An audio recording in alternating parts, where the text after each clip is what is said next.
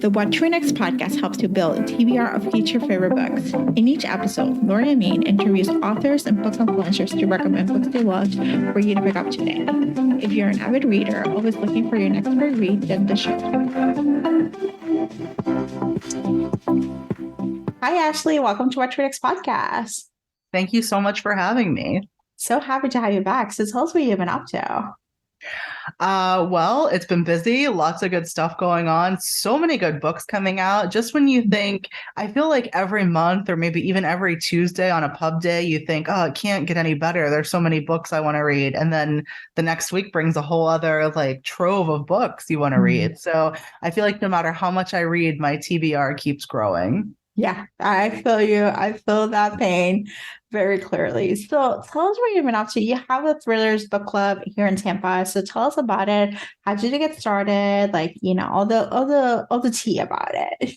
So the Thrillers by the Book Club is a national brand, if you will. And I know that you had Chelsea, aka Thriller Book Babe, come on a while ago and talk about it. So we are the Tampa Bay branch.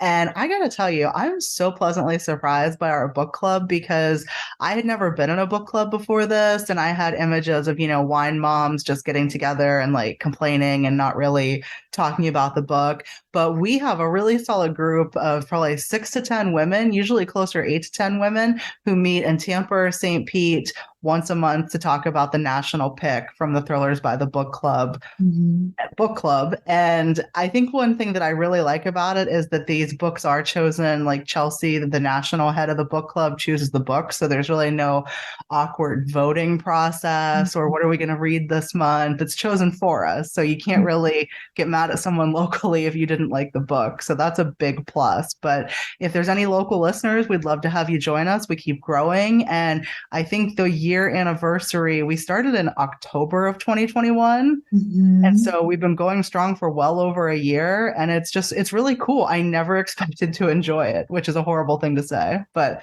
that's usually how I am with social things. I dread them, and then I get there and I'm fine. So yeah, I need to make it to one of the meetings when you're in Tampa. Absolutely. Yes. Yeah. So today we're chatting about thriller recommendations, and we're talking about one of my favorite tropes, and it's your favorite trope too, which is strong female protagonists. Tell us why we should read strong female protagonists, and especially within the thriller genre, you know. Well, I can tell you why I read them. I don't know if this is why other people should, but this is why I hope other people will read them. I read them because I am a very dominant personality, a big personality, and I love reading protagonists like that. I mean, I don't really care if they're likable. In fact, usually strong female protagonists are not likable. And I think that unlikable characters are usually the most complex and the most interesting to discuss. So I think that there's nothing better than digging into a multifaceted, multi-layer female protagonist and what's driving her and where that personality is going to take us. Yeah, I love it. You know, for me, I love it. It's just like the fact that there is like, it can be like a showcase of someone who you can look up to, you know, or someone who's like taking charge and taking action. Like it's someone who's like people pleasing. I'm like, oh, maybe this is another opportunity. I can do it differently. You know, it gives you examples of things you can do differently, whether it's good or bad. It gives you some examples of life that you can actually take on and leave the rest, you know. That's a great point. I didn't think of it like that, probably because I do have so much in common with some of these protagonists. But I think even if they are unlikely or unlikable and up to no good, there's usually some lesson you can take from them. And that's whether that's how the world judges women or how, you know, they navigate a situation. There's definitely something that can be taken away. So I love it when a protagonist is also a social commentary. Yeah. So we got some recommendations. Some of them I read, some of them I'm actually excited to hear about, so I can add them to your TBR. So tell us your first recommendation. So my first one, I'm not sure when listeners will be listening to this, but Stone Cold Fox is coming out on February 14th on Valentine's Day. So brand new. I was lucky enough to be gifted a galley by Berkeley Publishing, the publisher. And this is a female con artist who is about to seal her biggest deal yet. She's about to marry into a very wealthy family, but there is a family friend, a woman named Gail, who has her number and is like has let her know like I see you and I know who you are, that you're not who you say you are. So within the thriller realm, this is definitely on like the lighter popcorn Mhm. end of that. It's very heavy on the suspense. Maybe it's a little light on the suspense, but it's so engaging, and our main character B is just so funny and also just so good at navigating this world that's been set up against her that you can't help but root for her, even though she is in fact a con artist.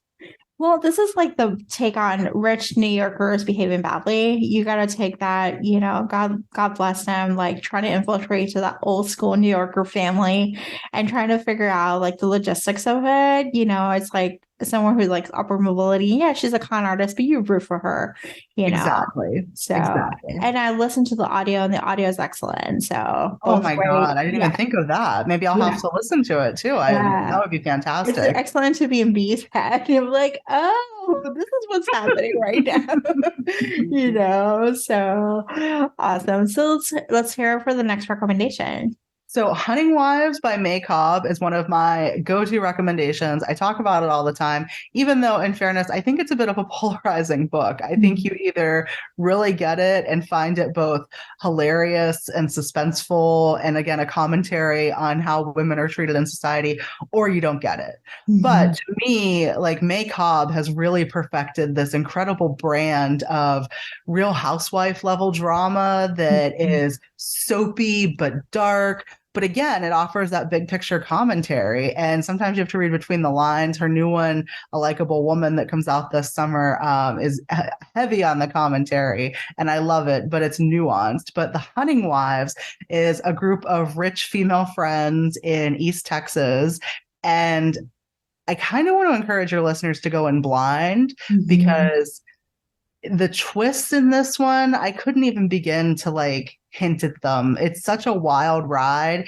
And the last 50 pages, like it's dark. It's dark, but the twists are incredible. And this is one of those, it's been out for a while, came out in 2021. And it was actually the book that crystallized for me that rich people behaving badly is one of my favorite tropes. But the women in this one, that doesn't get stronger than some of these female protagonists. Yeah, I think this is like perfect if you're a Bravo fan, if you love the Housewives, especially the Yes. Housewives of Dallas and stuff like that. You're like, oh, like this is what happens on the darker side, So it's perfect for reality TV shows and love that, housewife drama, high stakes drama. This book is perfect for them. So Absolutely.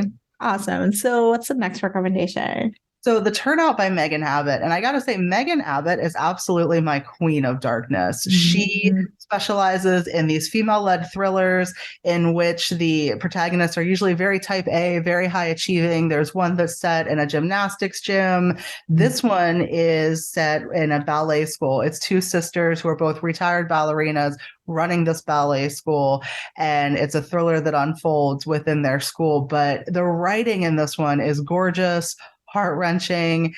It goes to a darker place than I ever saw coming. And I think that folks should Google trigger warnings if that is a concern for them. But where this one ended up was just like, wow. And that's kind of what Megan Abbott does. She kind of Mhm. smokes you. You're just like, you think you know where this is going, and then it goes there. So I love her darkness, totally obsessed with her writing. And she's another one that has a new book coming out this year. So The Turnout came out in 2021, should be available in libraries, and another great backlist choice. That's great. Yeah, I love backlist stories, and like sometimes, and you can also look back to her other books, and the gymnastics books is great. There's actually Dare Me is a TV show based on her book, so you can actually do book to movie adaptation too for her. So which is kind of cool. So, what's the next recommendation? So, My Sweet Girl by Amanda J. Atissa. This was also a 2021. I didn't do this on purpose, bring a bunch of Yeah. 2021 books, but My Sweet Girl, this protagonist, her name is Paloma, is hilarious. And I have not sworn on your podcast, but I am Mhm. someone who swears a great deal in real life. And this protagonist uses obscenity so well. It's so well placed. It's so funny. And the story is also like a bit pulse pounding. This woman was adopted from a Sri Lankan orphanage, and she has now been cut off from her rich adopted parents, and she's trying to figure out where she goes from here. And she takes on a roommate and then comes home to find him dead. And it seems like someone is on to a secret that she thought was forever buried that she left behind her in Sri Lanka. So it is a wild ride, but you also get a really, really funny, really mean protagonist to enjoy along the way. And I mean, hey, she's scrappy. She came from a Sri Lankan orphanage. She had to be mean. She had to have that edge to her. And it is so well executed. Oh, I need to add this to my TBR for sure. Absolutely. And the final recommendation, which is something that I've been looking for reading. It's already been out for quite some time, but it has People Like Her by Ellery Lloyd, and Ellery Lloyd is actually two separate people. It's a husband and wife author duo. I think it came out at the end of 2020. I know I got it through Book of the Month. And this is about a mommy influencer and a stalker. And this is, again, so dark. It is so dark. But what's even better than the darkness and the twists that come out are the way these authors nail influencer culture. And I believe they're British. And I think that the British are very, very good at calling out the absurdity of influencer culture, right? Because they're much more humble people, a little bit different than American exceptionalism. So their observations about influencer culture are so astute and so funny. I know a lot of people read this one and had a different take, but I think they call it a spade, and I love it. I still am chasing the high of that book. Like, I love influencer thrillers, and but they're always going to be compared to People Like Her. Yes, I have to admit, this new trend of influencer books is like it's chef's kiss. So someone who's like observing from it and be like, like just make them like horrible people.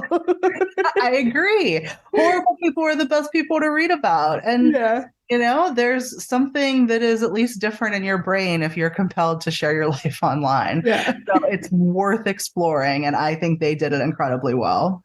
I'm excited to add this to my TBR for sure. So, Ashley, tell us where we can find you online.